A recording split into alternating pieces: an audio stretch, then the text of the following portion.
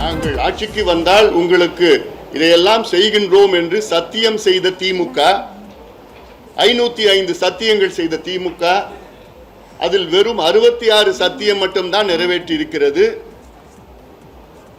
அப்போ இது ஒரு நம்பிக்கை துரோகம். மீண்டும் அந்த நம்பிக்கை துரோகத்தை செய்ய துடித்துக் கொண்டிருக்கிறது திமுக.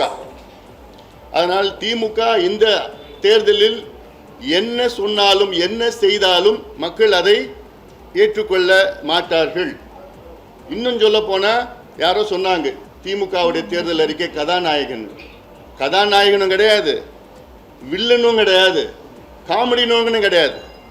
அந்த ஒரு பாட்டுக்கு ஒரு 100 பேர் குரூப்பா டான்ஸ் ஆடுவாங்க பாரு, அவங்க அந்த மாதிரி ஒரு ஜோக்கர் கிடையாது. அப்படிதான் திமுகவுடைய தேர்தல் அறிக்கை வந்திருக்குது. ஏன்னா ஒரு நகைச்சுவையாக நாங்கள் செய்கிறோம். ஏன் கடந்த 5 ஆண்டு காலத்தில் என்ன செஞ்சீங்க, ஏன் செய்யலை?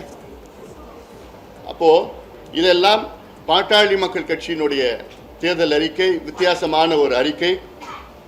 இந்த படத்திலே நாங்கள் போட்டிருக்கிறோம். இந்த படமே தமிழ்நாட்டினுடைய வளர்ச்சி தான். முழுமையாக இந்த தமிழ்நாட்டினுடைய மருத்துவம், கல்வி, வேலைவாய்ப்பு, விவசாயம், நம்முடைய கலாச்சாரம், கட்டமைப்புகள் என்று தமிழ்நாட்டினுடைய வளர்ச்சி. அது இல்லாமல் எங்களுடைய முக்கியமான இந்த சூழல், தமிழ்நாட்டினுடைய இந்த சூழல் பார்த்தீங்கன்னா, போதையில்லா வளர்ச்சியில் சிறந்த புதியதோர் தமிழகம் படைப்போம்.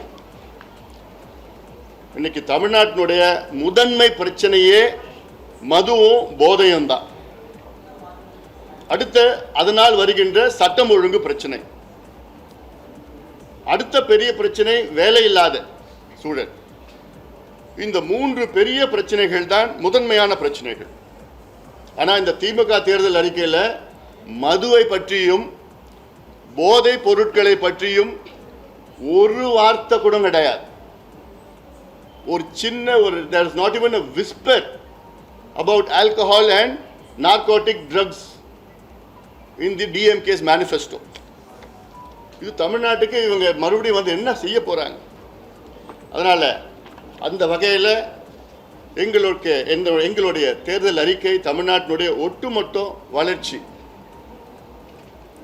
அதில் உங்களுக்கு இப்போது சில முக்கிய அம்சங்கள் உங்களுக்கு கொடுத்துருப்போம், நீங்கள் படிச்சிருப்பீங்க.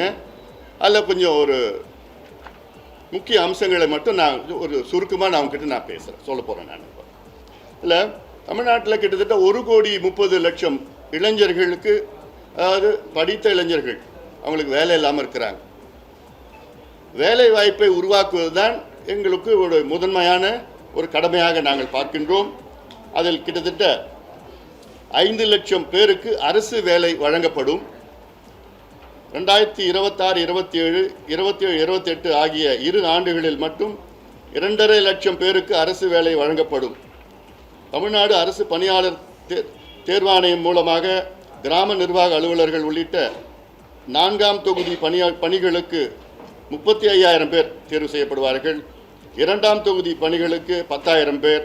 அரசு பள்ளிகளில் வகுப்புக்கு ஓர் ஆசிரியர் வீதம் நியமிக்கவும், காலியிடங்களை நிரப்பவும். அதாவது இன்னைக்கு 1 லட்சத்துக்கு கூடுதலான ஆசிரியர்கள் பணியிடங்கள் காலியாக இருக்கிறது. அதில் முதல் கட்டமாக இந்த ஆண்டில் 40,000 ஆசிரியர்களை நியமனம் செய்யப்படும். அதே மாதிரி காவல்துறை, தீயணைப்புத்துறை, வனத்துறை, அவர்கள் அங்கே வந்து ஒரு 20,000 பேருக்கு வேலை வாய்ப்புகள். போக்குவரத்து துறையில் ஒரு 10,000 பேர். மின்சாரத்துறைக்கு கிட்டத்தட்ட ஒரு 16,000 பேர். மருத்துவத்துறைக்கு கிட்டத்தட்ட ஒரு 7,000 பேர். அது மருத்துவர்கள், செவிலியர்கள், பணியாளர்கள் எல்லாம் சேர்த்து.